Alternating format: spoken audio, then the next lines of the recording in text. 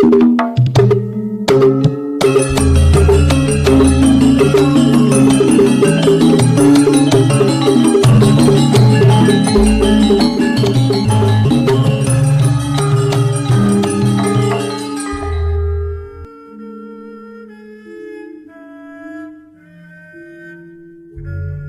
Ibu, para kadang kinasih, simbah-simbah lan adik-adik, para rama suster bruder berkah dalam Gusti, sugeng rawuh wonten ing PDSK channel menika. Kados pundi kabar panjenengan? Mugi-mugi bagas kasarasan kesehatan kawilujengan tansah mengku kula panjenengan sami anggenipun kelampahi gesang ing dinten menika, lan mugi-mugi lumantar panglimbang basa Jawi waosan Injil kula panjenengan sansaya saged nggayuh iman kapitadosan ingkang leres lan mantep. Langkung-langkung anggenipun kula panjenengan ngudi iman kapitadosan ingkang dados pintuning pangeram-eram. Yen kula limbang-limbang lan adhedhasar cariyos-cariyos ing Injil kados pundi Gusti Yesus asung pangeram-eram menika nggih awit kapitadosan. Tiang-tiang sing saged ningali lan ngraosaken nampi pangeram-eram dalem Gusti menika margi pitados merga percaya marang Gusti. Yen boten pitados tentu anggenipun nampi pangeram-eram dalem nggih boten gampil. Mila pengalaman iman menika penting sanget kangge neguhaken iman kapitadosan kula panjenengan, lan saking iman kapitadosan menika nggih ngawuhaken kawilujengan. Kadangkala kula panjenengan saged ngraosaken pangeram-eram dalem Gusti rikala awake dhewe nampa luar saking bebandaning setan, bebandaning kacilakan lan sesakit. Menika sing kadangkala dadi srana anggenipun kula panjenengan ngraosaken pangeram-eram dalem Gusti. Umpamane kemawon terlilit utang terus dilalah kok yo pas ditagih pas ana duit bisa nglunasi utang, utawa wis gerah dangu terus mbuh kepriye iso waras iso saras sehat meneh, utawa ana longsoran kok yo dilalah selamet. Nah menika sing kadangkala dadi pangeram-eram tumraping gesang kula panjenengan saking Gusti. Nek perkara-perkara biasa awake dhewe tangi tilem, awake dhewe bisa nglampahi gesang sedinten menika biasa nggih sanes pangeram-eram. Ananging pangreksa dalem Gusti wonten ing pasujaraning gesang kula panjenengan menika sajatosipun pangeram-eram. Gusti tansah nenggani, Gusti tansah nunggil lan ngreksa gesang kula panjenengan menika nggih mawi pangeram-eram dalem. Mila yen kula panjenengan nglampahi gesang kanthi kapitadosan ing ngarsa dalem Gusti, awake dhewe mesti tansah bersyukur awit gesang kula panjenengan menika tansah winengku ing Gusti. Lan waosan Injil dinten menika paring pitedah dumateng kula panjenengan sami, dumateng para murid lan tiyang kathah. Kados pundi Gusti Yesus yasa pangeram-eram lan menika dados tandha bilih Gusti tansah ngreksa lan nunggil wonten ing pasujaraning gesang umat manungsa. Pramila monggo kita pirengaken sabda dalem Gusti ing dinten menika lan kita wiwiti kanthi sembahyang sawetawis. Konjo ing asma dalem Yang Rama saha Yang Putra tuwin Yang Roh Suci. Amin.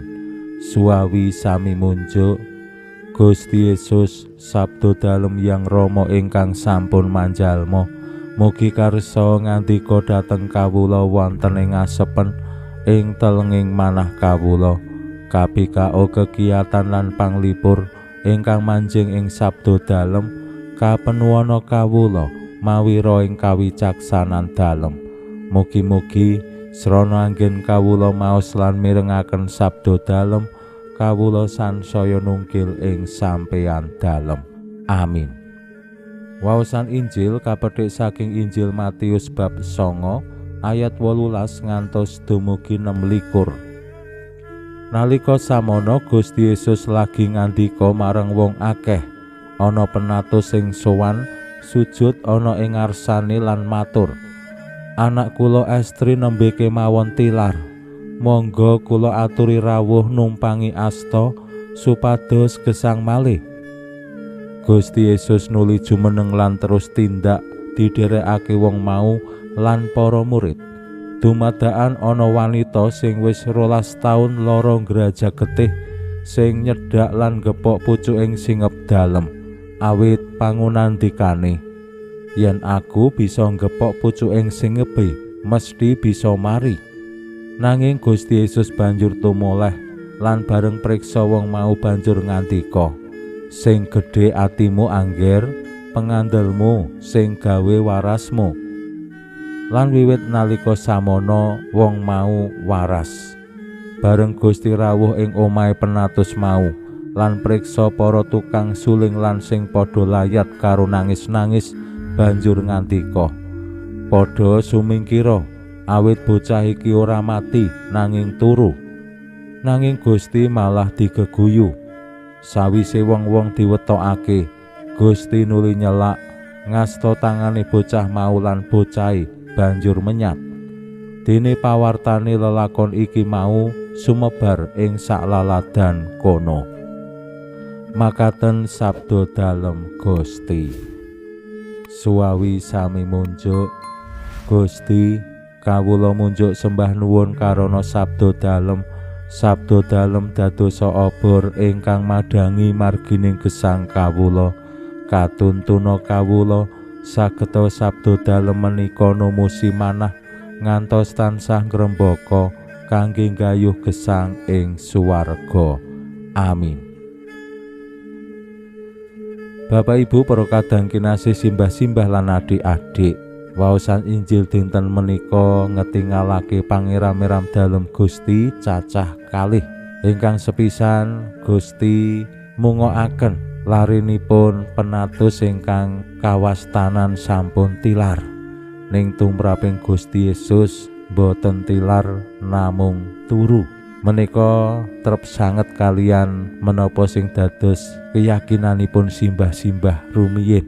Tilar donya menika namung sari, mila tiang-tiang sing sampun tilar donya dipapanake ana pasarian. Makam menika pasarian lan menika ngemu suraos nggadahi makna simbah-simbah rumiyin pitados bilih sederek-sederek ingkang tilar donya menika ing sakmangkih ing wancinipun bakal ditangekake, digugah supaya tangi saka sarene.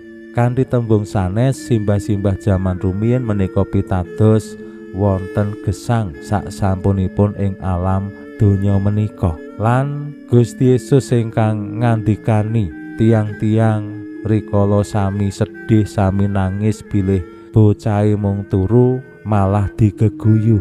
Awit mbok menawi tumraping tiang-tiang kala wau jenenge wis tilar donya, wis mati, ya wis ora iso dikapak-kapakke. Termasuk tiang-tiang Saduki menika boten pitados bab tangining badan utawi wungu saka pati. Nek wis mati ya wis rampung, ilang, ora perlu disembayangake, ora perlu dimemulih, wong wis mati. Iman kapitadosan kula panjenengan jejering pasamuan suci Katolik menika pitados bab tangining badan, bab wungu saka pati. Mila wonten mumule, wonten kunjung makam, wonten nyadranan, wonten misa arwah lan sapanunggalane sing ngetingalake kapitadosan bab tangi saka pati. Lan Gusti Yesus dados sumbering gesang ingkang kersa mungokaken putranipun penatus ingkang sampun tilar. Bocahe diasta tangane banjur menyat.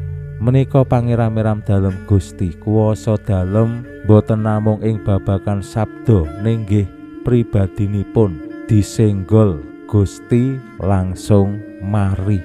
Termasuk wanita ingkang sampun gerah ngrajak getih 12 taun menika temtu dados penderitaan jejering wanita. Nek normal ngoten niku mboten masalah, ning nek ora normal ngasih ngrajak getih 12 taun menika lak nggih perkawis sing mboten gampil.